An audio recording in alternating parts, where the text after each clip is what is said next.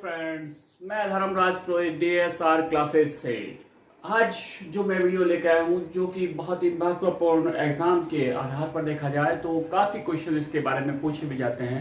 जैसे 6 नंबर का क्वेश्चन इसमें से एक बनता है और 4 नंबर का क्वेश्चन एक बनता है और 2 नंबर का क्वेश्चन एक बनता है। इस प्रकार से इस क्वेश्चन का जो पूरा टॉपिक है वो 12 नंबर का रहता है और काफ़ी आसान टॉपिक है, लेकिन काफ़ी जो स्टूडेंट है उनको ये टॉपिक समझ में नहीं आ पाता है। तो मैं आज इस वीडियो में वही टॉपिक लेके आया हूं जो काफ़ी यूज़र की भी डिमांड थी कि सर लागत का जो टॉपिक है वो पढ़ाओ, जिससे कि हमारे जो ये मार्क्स है वो कवर हो सके। तो मैं आज जो टॉपिक लेके आया हूं लागत का अर्थ और उसके प्रकार। देखिए, इसके अंदर 2 नंबर का क्वेश्चन 100% बनता है, हर बार पूछा जाता है। या सामाजिक लागत के बारे में पूछ लिया गया है कि सामाजिक लागत किसे कहते हैं, या अवसर लागत के बारे में पूछ लेते हैं, या फिर ऐसी लागतें जो व्यक्त की जाती है या अव्यक्त होती हैं, ऐसी लागतों के बारे में भी काफी बार क्वेश्चन पूछे गए हैं। तो यहाँ पर इन लागतों के बारे में जानकारी प्राप्त करने के लिए आपको ये महत्वपूर्ण हो जाता है कि हम लोग इसको कैसे ज्ञात करें, कैसे इसकी परिभाषाएं ज्ञात करें। तो ये सारी समस्याएं हमारे सामने उपलब्ध हो जाती है। तो इन समस्याओं के निराकरण के लिए मैं बहुत ही आसान तरीकों से आपकी परिभाषा को समझाने वाला हूं। तो अब स्टार्ट करते हैं लागत का अर्थ और उसके प्रकार। इस टॉपिक को प्रारंभ करने से पहले मैं उन सभी यूजर को बोलना चाहता हूं कि यदि आपने मेरा चैनल सब्सक्राइब नहीं किया है तो सबसे पहले मेरे चैनल को सब्सक्राइब करें और इस वीडियो को अंत तक अवश्य देखें।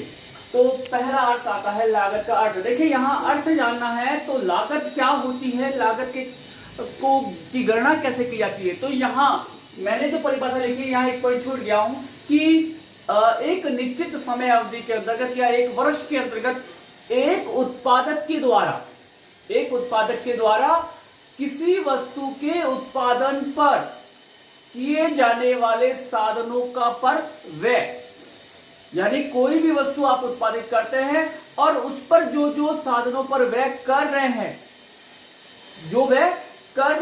वह उस वस्तु की लागत कहलाती है। जैसे मैं एक वर्ष की अवधि के अंतर्गत या एक निश्चित समय अवधि के अंतर्गत इस पेन का निर्माण कर रहा हूं, इस पेन पर जो जो मैं व्यय करूंगा इस पेन को बनाने में, तो वह उस वस्तु पर किया जाने वाला व्यय, वह उस वस्तु का की क्या कहलाएगी, लागत। यानी इस पेन को बनाने के लिए जो जो मैंने पैसे खर्च किए हैं वो सारे इस वस्तु की लागत कहलाएंगे। ठीक है, यहां तक तो आपको समझ में आ गया होगा। यही दे रखा है, एक फर्म अपने उत्पाद को तैयार करने में, वही हो गया पेन को बनाना, तैयार करना, मैं प्रत्युक्त साधन, जो जो साधनों पर का उपयोग ले रहा हूं उस पर जो व्यय करती है, जो जो इस पर व्यय किया जाएगा बनाने के लिए, वही उस वस्तु की लागत कहलाती है। तो लागत की परिभाषा मेरे हिसाब से आपको सबको समझ में आ गई होगी। मोबाइल कंपनी जब मोबाइल का निर्माण करती है तो उसके निर्माण के अंतर्गत जो जो पार्ट्स के पैसे लगते हैं, उनके लिए बनाने की जो सामग्री लगती है, उससे सामग्री का जो व्यय किया जा रहा है, उसी सभी व्ययों का योग बराबर उस वस्तु की लागत। तो यहां हमें शॉर्ट में ही समझना होगा कि जिस वस्तु का निर्माण किया जा रहा है उस पर जो जो साधनों का व्यय किया जा रहा है वह उस वस्तु की लागत कहलाती है। यहां तक तो क्लियर हो गया। अब लागतें के प्रकार देखिए, सामाजिक लागत होती है, अवसर लागत होती है और मौद्रिक लागत होती है। और लेखों के आधार पर 2 लागतें होती हैं, एक तो व्यक्त होती है और एक अव्यक्त होती है। तो सबसे पहले हम देखिए सामाजिक लागतें। देखिए, सामाजिक लागत बहुत ही आसान है। हम लोगों को लगता है सर ये कौन सी लागत हो जाती है, हम कैसे इसको याद करें। यानी कहने का मतलब होता है व्यक्ति वह लागत जिसके कारण उसे अपने शरीर को कष्ट त्यागना, यानी शरीर से संबंधित जो त्याग किया जा रहा है, जो कष्ट है जो सहन किया जा रहा है, वातावरण से संबंधित है, जिससे उसको शारीरिक कष्ट पहुंचता है, ऐसी लागत जो व्यक्ति वहन करता है वही कहलाती है सामाजिक लागत। जैसे किसी कारखाने के अंदर व्यक्ति कार्य कर रहा है तो ऐसी स्थिति में शारीरिक रूप से उसको जो कष्ट पहुंचेगा, मानसिक रूप से उसको कष्ट जो पहुंचेगा, जैसे पॉल्यूशन में काम करना, पॉल्यूशन से उसके शरीर पर जो इफेक्ट पड़ेगा, तो वो उसकी उस व्यक्ति की वो सामाजिक लागतें कहलाएगी। यानी जिस क्षेत्र में आप कार्य कर रहे हैं उससे आपके शरीर को किसी प्रकार की जो क्षति पहुंचती है वही आपकी सामाजिक लागत कहलाएगी। और व्यवहारिक जीवन में इसका कोई अनुमान नहीं लगाया जा सकता कि इसका कितना अनुमान होगा। ये अनुमान लगाना बहुत ही कठिन कार्य होता है। यानी व्यक्ति के द्वारा अपने सारे कष्ट के बदले में जो लागत चुकाई जाती है वही सामाजिक लागत कहलाती है। सेकंड आती है अवसर। अवसर लागत का मतलब होता है कि आपको एक अवसर मिल रहा है, वो पहले वाले अवसर की तुलना में दूसरे वाले अवसर के बीच की जो दूरी होती है वही अवसर लागत कहलाती है। यानी कहने का मतलब आप किसी फैक्ट्री में कार्य कर रहे हैं, उधर 400 रुपए आपको सैलरी मिल रही है और दूसरी फैक्ट्री वाला वही कार्य के लिए 500 रुपए सैलरी दे रहा, तो जो बीच का डिफरेंट है 100 रुपए का, वो क्या है? आपकी अवसर लागत। यानी वास्तविक लागत माइनस वैकल्पिक लागत बराबर अवसर लागत। वास्तविक लागत में से वैकल्पिक लागत को घटा दिया जाएगा तो आपकी आ जाएगी अवसर लागत। तो यहां आपको समझना है कि एक अवसर के स्थान पर दूसरी लागत, यानी एक कंपनी जब 400 रुपए देती है और दूसरी कंपनी अगर यदि आपको 500 रुपए दे रही है तो वो बीच की जो कमी है, यानी कितने की, 400 और 500 के बीच की कितना डिफरेंट हो गया? 100 रुपए का। तो 100 रुपए क्या है? आपकी अवसर लागत, जो आपको उस कर्मचारी को अपनी कंपनी में बनाए रखने के लिए उसे 400 की जगह क्या देने पड़ेंगे? 500 रुपए। वही आपकी अवसर लागत कहलाएगी। सेकंड क्लियर हो गई। मौद्रिक लागत आसान है। मौद्रिक का मतलब होता है ऐसी लागतें जिनको हम मुद्रा के रूप में, नकद के रूप में चुकाते हैं, वही मौद्रिक लागत कहलाती है। ऐसी लागतें जिन्हें हम नकद के रूप में, मुद्रा के रूप में चुकाते हैं, वही मौद्रिक लागतें कहलाती है। और अंत में जो चौथा आता है लेखों के आधार पर लागतें। अब यहां आपको बहुत ही आसान तरीका है।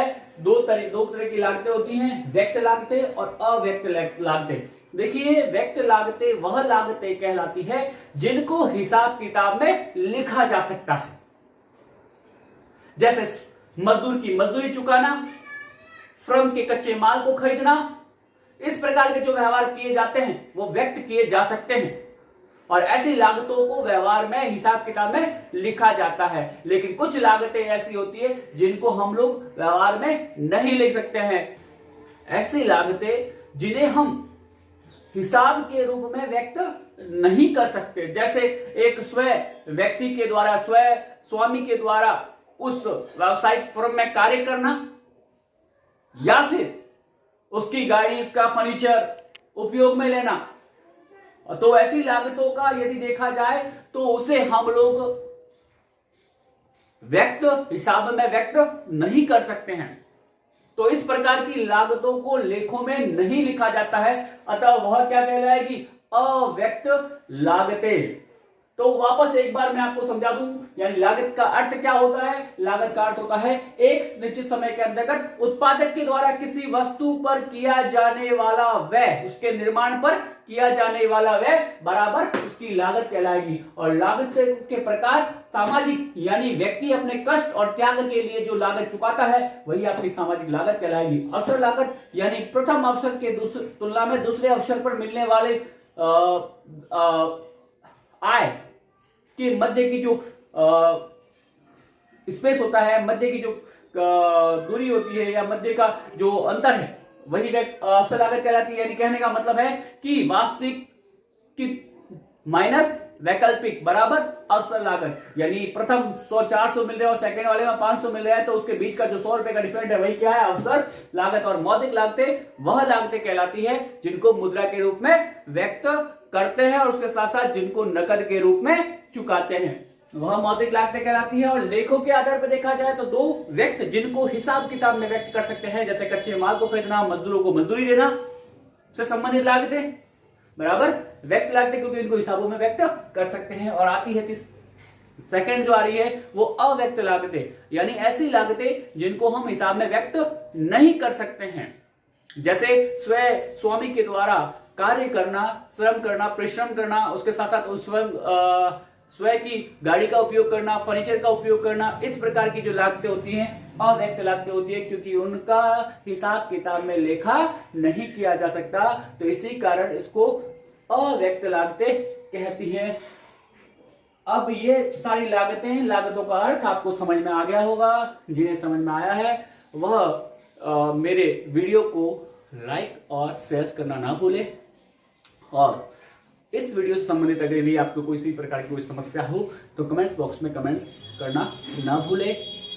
अगला जो वीडियो मैं लेके आऊँगा अल्पकालीन लागतों के बारे में, उसमें भी कुल लागत से संबंधित सारी जो तीनों लागतें हैं उनके बारे में लेके आऊँगा, जिससे कि आपको पूरा लागत वाला जो टॉपिक है आसानी से समझ में आ सकेगा। धन्यवाद।